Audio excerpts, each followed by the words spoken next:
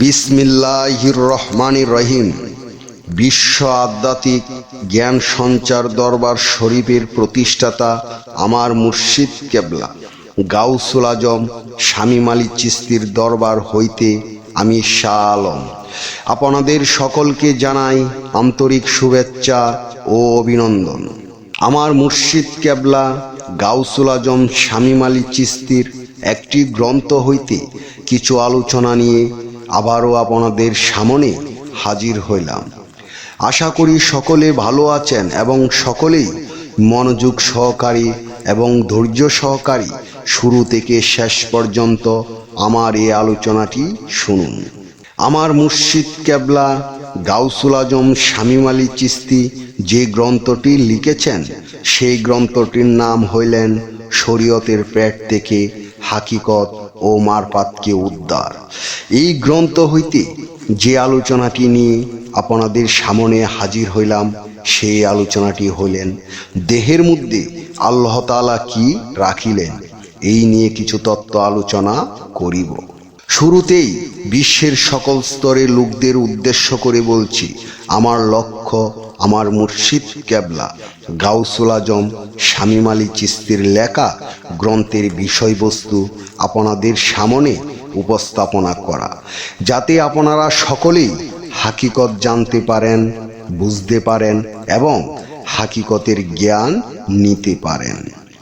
আমি যে আলোচনাটি নিয়ে আপনাদের সামনে হাজির হইলাম এই আলোচনাটি আপনাদের জন্য অনেক গুরুত্বপূর্ণ। এই আলোচনার মাধ্যমে জানতে পারবেন আপনার দেহের মধ্যে আল্লাহ তাআলা কি রাখিলেন। তাই সকলেই মনোযোগ সহকারে এবং ধৈর্য সহকারে শুরু থেকে শেষ পর্যন্ত সম্পূর্ণ আলোচনাটি শুনুন।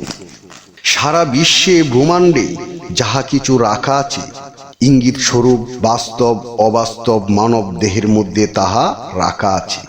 তাই বলা হইয়াছে যে মান আরাফা নাফসাহু ফাকাতারা রাব্বাহু, অর্থাৎ যে নিজেকে চিনতে পারিবে সে তাহার রবকেও চিনতে পারিবে। আমরা নিজেকে যখন চিনতে যাইব তখন দেখতে পাব আল্লাহ তাআলা মানব দেহে কোথায় কি রাখিয়াছেন। প্রথমে আমরা জানতে চাইব যে আরশ কুরসি লৌহ কলম মানব দেহে রাখা আছে। সাগর নদী পাহাড় এবং মানব বসবাসের জন্য ভূমি পর্যন্ত দেহে রাখা আছে। পৃথিবীতে বহু বহু ভাষা আছে, কিন্তু আরবি ভাষাটি আল্লাহর কাছে বেশি পছন্দ এবং মনোনীত। এই আরবি হরফ বা অক্ষর দ্বারা ওই মানব দেহ আল্লাহ সৃষ্টি করিয়াছেন এবং আল্লাহ তাআলা আরও কিছু প্রমাণ রাখিয়াছেন, যেমন আল্লাহর কাছ থেকে যে আমরা সৃষ্টি হইয়া এসেছি তাহারও কিছু প্রমাণ আরবি অক্ষর দ্বারা রাখিয়াছেন। এই পৃথিবীতে থাকা অবস্থায় যদি আমরা কোনো জানলেওলা বা কোনো কামেল উলিয়া উলিয়ার পীরের কাছে জানিয়া শিখিয়া এবং দেখিয়া লই, তাহলে কোরআনে একটি আয়াতে বলা আছে কিতাবুন ফুসিলাত আজাতু কোরআন আরাবিয়ান, অর্থাৎ এই একটি গ্রন্থ যাহা আরবি কোরআন রূপে অবতীর্ণ, এর বাক্যসমূহ জ্ঞানীদের জন্য। তাহলে সেটি কোন কোরআন? সেটি বেশি দূরে নয়, আরবি হরফ দ্বারা গঠিত ওই দেহ কোরআন, যে কোরআনটি কেউ কখনো নকল করিতে পারে না। আরও বলা হইয়াছে কোরআনে সূরা বাকারায় জালিকাল কিতাবু লারাইবা ফিহি হুদালিল মুত্তাকিন, অর্থাৎ এই সেই কিতাব যাহাতে কোনো সন্দেহ নাই। যেমন কাগজে আয়াতে দ্বারা কোরআন লেখা আছে সেটি দেখা যায় খারিজি মুসলমান যাহারা নকল করিতেছে, কিন্তু দেহ কোরআন কেউ কখনো নকল করিতে পারিবে না। তাই কোরআনে সূরা বাকারায় আল্লাহ তাআলা বলিয়াছেন আমার এই সেই কোরআন যাহাতে কোনো সন্দেহ নাই। তাহলে সেই কোরআনটি হলো দেহতত্ত্ব কোরআন। আরও একটি কোরআনে কথা আল্লাহ তাআলা বলিয়াছেন আমার কোরআন কি আমি লুহে মাহফুজে সংরক্ষণ করিয়া রাখিয়াছি। সেই কোরআনটি কেউ কোনোদিন নকল করিতে পারিবে না। সেটি হলো দেহতত্ত্বের রুহে ইনসানির কোরআন। যদি কেউ দেহতত্ত্ব কোরআনের হরফ বা অক্ষরগুলো সম্বন্ধে চিনে জানে এবং দেখে সে কোরআনে আয়াত পড়ে, তাহার জন্য এই পৃথিবীর যত পাপ আছে সমস্ত মাপ হইয়া যায়। এক দেখা যায় সেই মানুষটি আল্লাহর ওলিয়া উলিয়াতে পরিণত হইয়া যায়।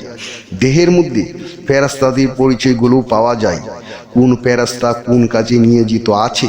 একদিন দেখা যায় ওই ফেরেশতাদের সাথে সম্পর্ক করা যায় এবং সেই ফেরেশতাদের সাথে কথাও বলা যায়।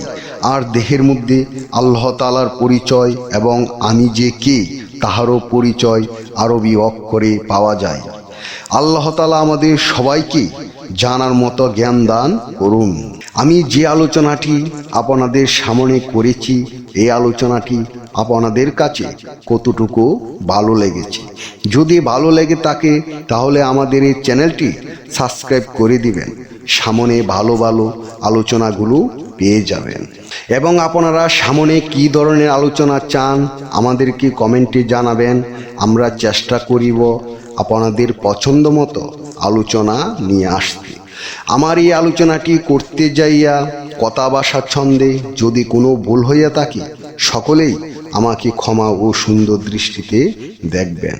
সকলেই আমার জন্য দোয়া করিবেন, আমি যেন আপনাদের সামনে ভালো ভালো আলোচনাগুলো নিয়ে আসতে পারি এবং শোনাইতে পারি।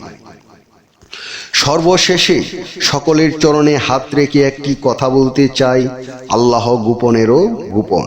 সেই গোপনকে পাইতে হলে একজন কামেল মুর্শিদের কাছে যাইয়া বায়াত গ্রহণ করে সেই গোপন ইবাদত ও গোপন সাধনার মাধ্যমে আল্লাহকে লাভ করিতে হইবে।